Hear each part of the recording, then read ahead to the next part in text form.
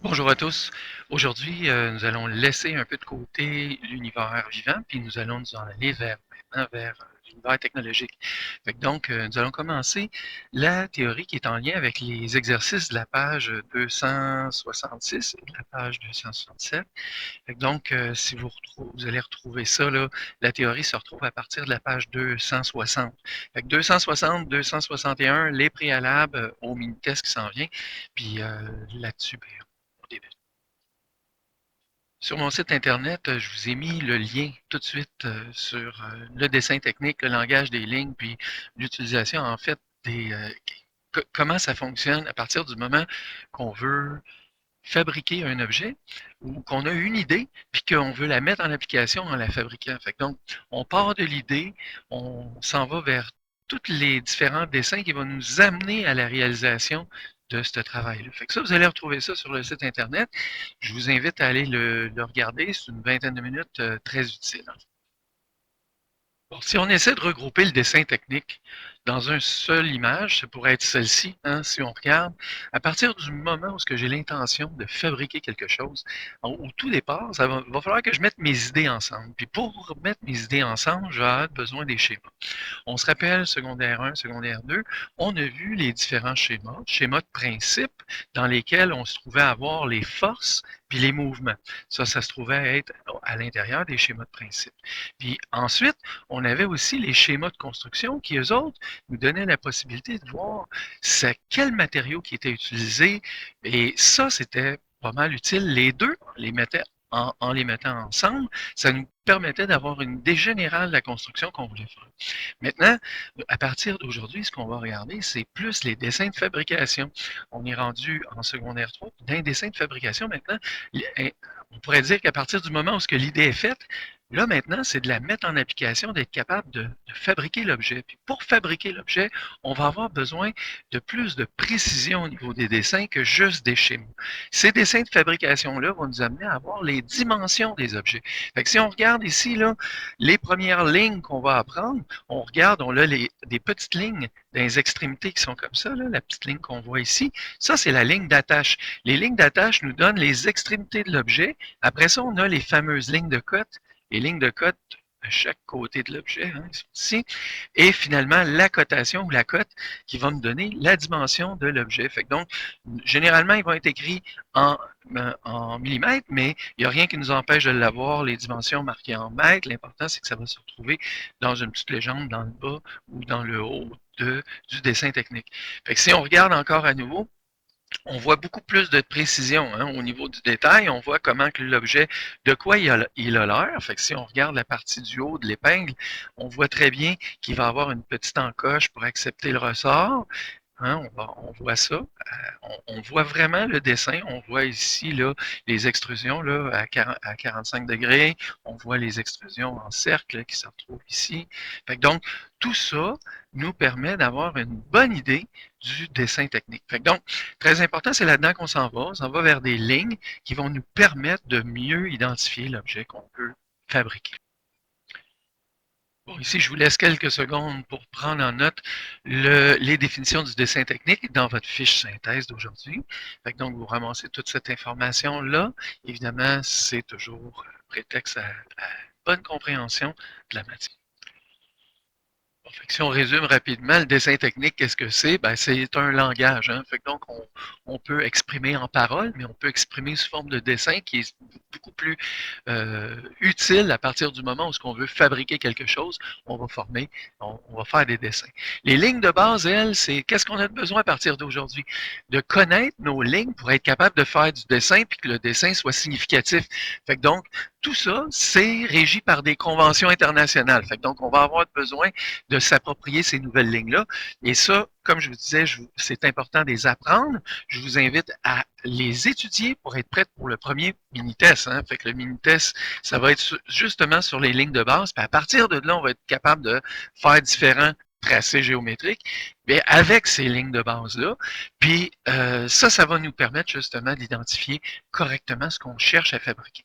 On se rappelle que les croquis, eux autres, c'est des dessins qui sont faits à main levée. Fait que donc, on essaie de respecter le mieux possible les conventions, de respecter des dimensions approximatives, hein, je dirais plus des rapports de proportion. Fait que si je sais qu'une porte, c'est plus haut que large, ben, je vais faire un croquis, dessin à main levée, qui va me permettre d'identifier clairement que c'est une porte est plus haut que large, puis que la poignée de porte se situe à peu près au milieu. Fait que donc là, à partir de ce moment-là, je peux parler d'un croquis. Encore une fois, dans le but de compléter votre fiche synthèse, je vous demande de mettre à pause et de noter les différentes lignes de base qui se trouvent là et évidemment des étudier pour être prêts pour votre mini-test. Tout de suite après, on passe aux explications quand vous êtes prêts à repeser sur Play. Fait que ces lignes de base-là qu'on parle, ce sont des lignes conventionnelles. Conventionnelles, il faut se rappeler qu'est-ce que ça veut dire. Hein? Ça veut dire que ça a été régi par une convention internationale. Puis à ce moment-là, ben, tout le monde, peu importe où ce qu'on va être, dans quelle région qu'on va être, on n'a pas besoin d'explications détaillées sous forme d'explications dictées, mais plutôt un dessin qui est vraiment exprimé de façon internationale, qu'on va être capable de s'échanger facilement. Bon, fait qu'ici, dans le but de bien comprendre les différentes lignes qui vont nous être apportées, le dessin que vous allez retrouver, là, la projection, on appelle ça une projection isométrique. Cette projection isométrique-là est là dans le but de, de, de vous faire suivre bien les lignes de base qu'on va retrouver à gauche et à droite. Fait que donc, la butée, c'est une butée de porte. Là. Vous savez, quelque chose qu'on va visser au sol pour empêcher que la porte elle aille frapper sur le mur. Fait que donc, vous voyez, ce qu'on va retrouver, c'est qu'il y a une place qui va être affectée comme une butée. Ici, on a un espace qui est perforé bord en bord à deux endroits pour être capable de visser, de mettre des vis, des systèmes d'ancrage au sol. Et après ça, ben, on va avoir des dessins. On voit déjà des vues là, ici. Fait qu'ici, ce qu'on a, c'est une projection orthogonale à vue multiple. On va voir ça éventuellement. Mais là, le but ici, c'est bien plus de comprendre qu'est-ce que sont nos différentes lignes de base qu'on a vues, que vous avez déjà regardé et que vous êtes approprié un petit peu. Maintenant, on va aller à cette heure que vous savez c'est quoi le nom, à cette heure que vous savez de quoi alors le trait et à quoi il sert. On va aller voir vraiment dans la vraie vie qu'est-ce que ça a. Fait que si on repart un peu avec les premières lignes qui sont les plus importantes, on va parler les lignes d'attache puis les lignes de cote, les deux premières lignes les plus importantes pour donner les dimensions au dessin. Fait que lignes d'attache, là, ce sont les lignes qui sont rattachées au dessin.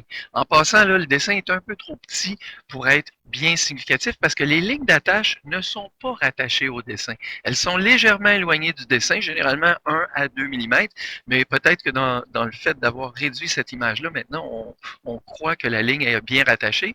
Pourtant, ici, on voit un léger espace. Là. On voit un léger espace entre la ligne d'attache et le dessin lui-même. Parce qu'on ne voudrait pas mélanger, hein, faire croire que c'est une ligne de contour, que ça fait partie du dessin. La ligne d'attache est à l'extérieur du dessin. Fait que donc, ici, ce qu'on va se servir, on va regarder bien comme il faut. Là. On a dit qu'on avait les lignes d'attache qui nous donnaient les dimensions extérieures de l'objet ou les dimensions d'une pièce en particulier ou d'une partie de la pièce. Et ensuite, les prochaines lignes qui vont être là, ce sont les lignes de cote. Les lignes de cote sont là pour montrer que de la première ligne d'attache à la deuxième ligne d'attache, c'est la dimension que ça va donner et ça va être la cote qui va être écrite. Comme je vous dis, on n'écrira pas là généralement 50 mm. Ça ne donne rien d'écrire 50 mm si on sait que tout le dessin est exprimé en millimètres. Fait qu'on essaie toujours de mettre le minimum d'informations possible pour alléger le dessin, mais suffisamment d'informations pour que tout soit identifiable à l'intérieur. Ensuite, on va avoir des lignes de renvoi. Fait que si vous regardez ici, ça, c'est une ligne de renvoi que vous avez vu qu'est-ce que c'était précédemment. Fait que la ligne de renvoi va m'indiquer ici que le cercle, ou plutôt le trou, va avoir un diamètre. Hein? Quand on a le symbole qui est fait comme ça, ben, ça nous indique le diamètre. Si on avait eu plutôt l'information du rayon, ça aurait été R. Fait que dans ce cas-là, le diamètre est de 8. Fait que le rayon est probablement de 4, hein, ça a du sens. Fait que, donc, ligne de renvoi, diamètre et ligne de cote, ligne d'attache, les premières lignes. On poursuit. Si je regarde encore tout le temps dans le même dessin, je vais voir que je vais avoir les lignes qui sont les plus foncées. Ça se trouve à être des lignes de contour. Les lignes de contour de l'objet me permettent de bien identifier là, que c'est des lignes qui sont visibles. Hein. Ça ne veut pas dire que ça fait partie de la partie extérieure. Si on regarde la ligne de contour qui se trouve à être ici, en fait, celle-là, là, ben, cette ligne de contour-là se retrouve au centre du dessin ici. Fait que, donc, c'est une ligne qui est visible. Si je mets mon œil ici puis je regarde, je vais voir la ligne de contour. Donc, ça, c'est intéressant. Maintenant, une ligne de contour, on a aussi des lignes de contour cachées. Ligne de contour cachée, ça veut dire que quand je regarde encore une fois de l'avant, je ne vois pas qu'il y a un trou bord en bord de mon, voyons, de ma butée. Fait que donc, par contre, quand je regarde la vue de face qui est ici, je vois clairement les lignes qui sont tiretées. Les lignes tiretées, rappelez-vous, on a les lignes pointillées qui sont des lignes avec des points, des lignes tiretées, des lignes avec des tirets. Fait que donc, la ligne tiretée m'indique clairement quelque chose que je ne peux pas voir en avant parce qu'elle se retrouve cachée. Fait que donc, on parle de ligne de contour cachée. Elle est cachée devant la vue actuelle. Et ensuite, on a une ligne qui ressemble beaucoup à la ligne de contour caché, c'est la ligne d'axe. Hein. La ligne d'axe, on va essayer de revenir ici. Fait que la ligne d'axe, ça se trouve être une ligne qui ressemble à une ligne tiretée. Fait que donc, si je relève tout ça, là, je vais essayer de faire un peu de ménage. Oups, pas toujours utile de le faire, ça ne marche pas tout le temps comme on veut. Bon, la ligne d'axe, généralement, on va retrouver des lignes qui sont beaucoup plus longues de part et d'autre. Puis ça ressemble souvent à quelque chose du genre ici. Pour me montrer que à partir du centre, là, ben, c'est à cet endroit-là qui est le centre de l'axe. C'est l'endroit qu'en fait, que je mettrais soit mon forêt ou ma mèche pour pouvoir percer clairement le centre du trou. Fait que donc, ligne d'axe, on va le retrouver ici. Voyez-vous que on va le retrouver ici. Voyez-vous que les tirets ne sont pas de la même longueur. Fait que ça, c'est les lignes d'axe qui vont se retrouver. Bon, fait que si on y va en détail maintenant, on regarde toujours le dessin puis on regarde les différentes lignes. Ce qui est en bleu présentement représente les lignes de contour visibles ou les lignes de contour vues. Fait que donc, qu'est-ce qu'on a dit? Hein? Tout partout où est-ce que je vais regarder. Présentement, ça, c'est une vue de face. Fait que donc, qu'est-ce que je vois de face? Je vois clairement ces lignes qui sont ici. Puis je vois aussi celle-là, là. Ça, c'est ma vue de face. Okay. Fait que si vous regardez, c'est exactement les lignes qu'on retrouve. Maintenant, si je vais du dessus de l'objet, ça ici, là, c'est la vue du dessus de l'objet. Fait que retournez en haut, voir le dessin en projection isométrique. Qu'est-ce que vous voyez? Ce rectangle-là, ici, représente quoi? Il représente cette partie-là.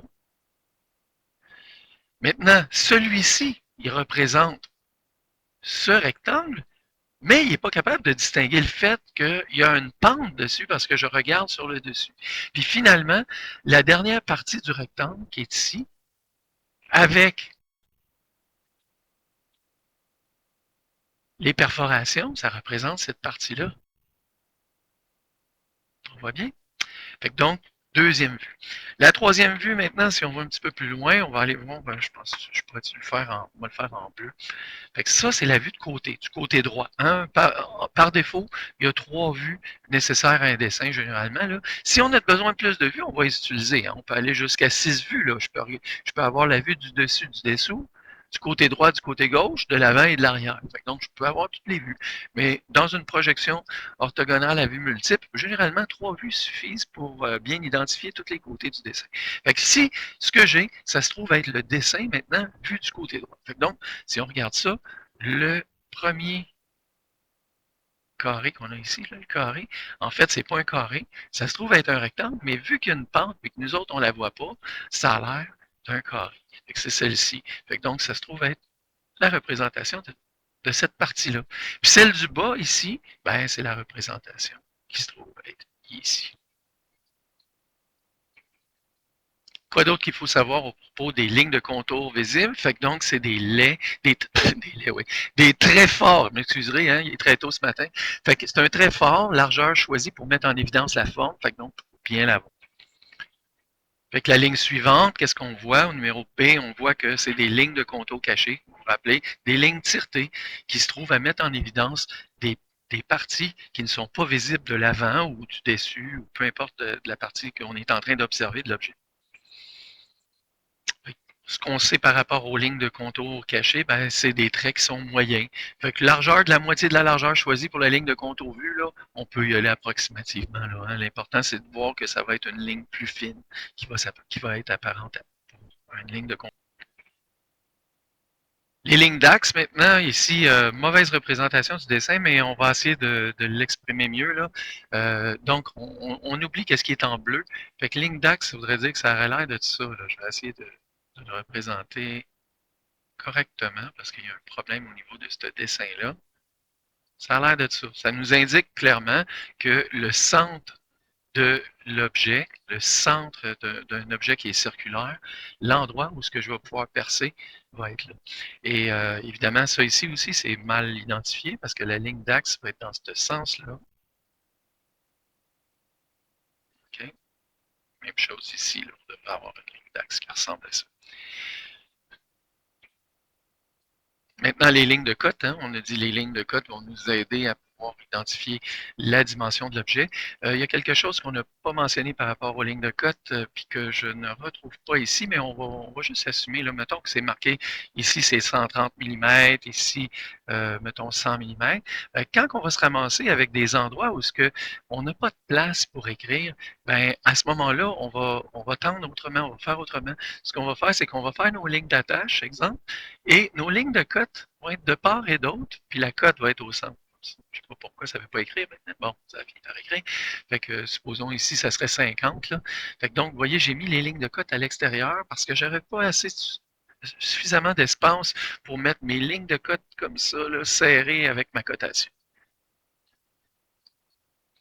Ici, on va retrouver, là, si je regarde, on va retrouver, je pourrais mettre une ligne d'attache ici pour bien voir, mais ça va me permettre une ligne de code qui va me permettre d'identifier le rayon. Souvent, ça peut être l'angle qui va se retrouver là, qui va être en degrés. Maintenant, on a parlé des lignes d'attache des extrémités, les lignes de cote de chaque côté de ce qu'on appelle maintenant la cotation ou la cote. La cote, c'est le chiffre qui va indiquer la dimension d'un essai technique. Il va indiquer soit la dimension ou soit le nombre de degrés. Bon, ici, on a encore une fois un exemple de ligne de renvoi. C'est pour nous donner de l'information par rapport au dessin. Puis on ne voudrait pas le mettre directement dans le dessin. On veut que ça soit clair. On peut même mettre du texte à ce moment-là là, pour donner plus de détails. Mais vous voyez, dans ce cas-ci, on va donner le diamètre, on va donner la profondeur, puis on va aussi donner quel genre de trou se trouve à être là. Bon, ici, une autre ligne qu'on utilise peut-être un peu moins, mais qui quand même est importante, c'est une ligne de coupe. La ligne de coupe, elle, va nous permettre de faire, de nous indiquer un emplacement où il y aurait une coupe imaginaire pour être capable de voir le dessin autrement s'il serait vu du dessus, ou plutôt du devant. Fait que donc, ça nous donne un aperçu un peu de cette portion-là maintenant, en imaginant là, que tout ça n'existe plus, puis que maintenant, c'est comme si je l'ai coupé. Littéralement, j'ai coupé cette partie-là et je regarde par la suite qu'est-ce qui se passe à l'intérieur de l'objet. Bon, encore une fois, si j'ai une ligne de coupe, je vais voir les hachures. Les hachures vont me permettre de voir que à partir du moment où j'ai indiqué l'endroit où ce que j'ai fait la coupe, où ce que je vois l'intérieur de la pièce, ben ici, on va faire les hachures à l'intérieur de la pièce pour montrer que ce serait mettons, le métal ou le matériel qui est utilisé pour faire le bois, ou plutôt la pièce. Puis après ça, ben, je vois clairement ici maintenant là, les trous qui ont été perforés pour les vis, hein, pour mettre les écrous. Fait que, petite erreur encore une fois, là, voyez-vous, la ligne d'axe est dans le mauvais sens. Hein, elle devrait se retrouver dans l'autre sens. Là, on devrait l'avoir comme ça, là, les lignes d'axe pour chacun. M'excuserez si c'est pas parfaitement au centre, hein, c'est pas évident. Fait que, donc, et voilà. Bon, une dernière ligne que vous êtes probablement plus familier, c'est les lignes de brisure longue. Les lignes de brisure longue, vous avez probablement déjà expérimenté ça là, quand vous travaillez avec des graphiques. Hein. Vous avez un graphique qui est trop long, puis à ce moment-là, on va utiliser une brisure pour montrer que la ligne, mettons horizontale, l'axe horizontal, là, serait beaucoup plus long que prévu. Fait que vous voyez, ici, je veux tenter de représenter le T pour un dessin, mais vu que je veux le mettre sur ma page de dessin, je veux pas avoir quelque chose de disproportionné. Ben, je veux justement avoir quelque chose de disproportionné, mais le rendu euh, soit plus facile justement à comprendre. Fait que si on regarde ça, ben, je peux avoir la poignée qui va être suffisamment grande, puis tout le reste peut être bien exprimé, mais sans avoir à avoir un dessin qui serait beaucoup, beaucoup plus long, qui ferait en sorte que la poignée serait trop petite dans le dessin technique, puis que je ne serais pas capable de faire l'identification des différentes lignes qui se retrouvent là. Fait que là-dessus, ça complète cette partie des lignes de base. OK, fait que donc maintenant qu'on a terminé avec les lignes de base, on va regarder le tracé géométrique. Le tracé géométrique, c'est les travaux que vous allez avoir à faire dans votre cahier laboratoire. Vous allez avoir plusieurs tracés géométriques. C'est des figures, puis ça va nous permettre d'identifier différentes pièces. Fait que donc le tracé va se faire en utilisant les règles de base. Fait que donc vous allez avoir besoin d'outils. Si on regarde les deux outils de base que vous allez avoir besoin, à part le T, etc., là, on va avoir besoin des deux équerres. Fait que vous avez une équerre qui est à 45 degrés. Hein? Fait que donc, on a des 45 degrés qui sont de part et d'autre. Puis vous avez ici un angle droit, là, 90 degrés. Fait que ça, c'est l'équerre 45-90, là, mettons. Puis ici, la deuxième équerre que vous allez avoir, c'est un équerre qui a l'air un peu comme ça. Fait qu'ici, vous allez avoir un angle de 30 degrés et un angle de 60 degrés. Puis encore une fois, ici, un angle de 90 degrés. Fait que donc, avec ces deux équerres-là, vous allez vous rendre compte que vous êtes capable de faire pas mal d'angles. Hein? Tous les angles, en fait, qui sont par tranche de 15 degrés.